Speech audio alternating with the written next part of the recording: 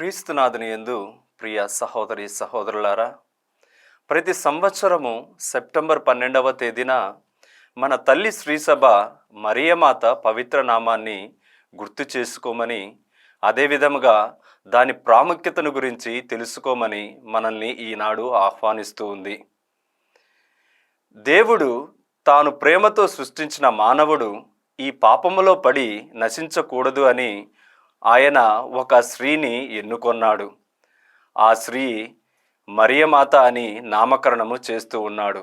ఎందుకంటే పవిత్రుడైనటువంటి క్రీస్తు ప్రభువారు ఈ లోకానికి రావాలి అంటే ఆ స్త్రీ కూడా పవిత్రురాలై ఉండాలి.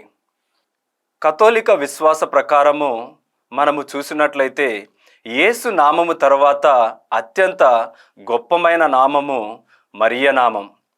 ఎందుకు అంటే మొదటిగా మరియా అనునది గౌరవప్రదమైనది.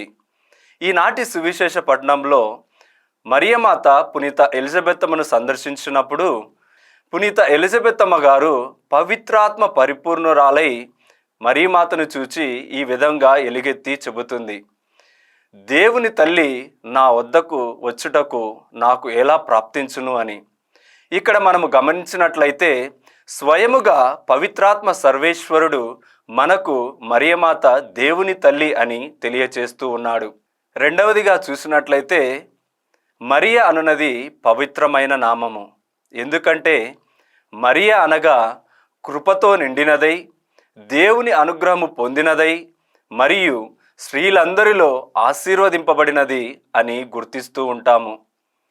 చివరిగా మరియ అనున్నది మన అవసరములన్నింటిలో ప్రతిస్పందించే మరియు చెడు నుండి రక్షించే, మరియు మనము ప్రత్యేక విధముగా దేవమాత ప్రార్థనలో ఈ విధంగా ప్రార్థిస్తూ ఉంటాము, పాపులైన మా కొరకు ఇప్పుడును మా మరణ సమయమందును ప్రార్థించండి అని.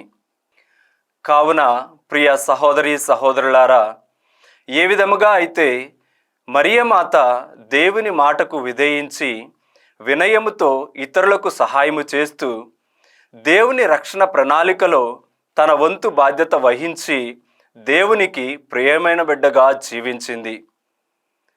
కావున ఈనాడు మరియమాత పవిత్ర నామాన్ని గుర్తు చేసుకుంటున్న మనము దేవుని మాటను విధేయించి మనము ఇతరులకు సహాయము చేస్తూ దేవమాత వలె మనము కూడా దేవునికి ప్రియమైన బిడ్డలుగా జీవించుటకు కావలసిన గుణాలను దయచేయమని, అదేవిధంగా మరియమాత విజ్ఞాపన ప్రార్థన సహాయముతో ఆ దేవాది దేవుణ్ణి ప్రార్థించుకుందాం.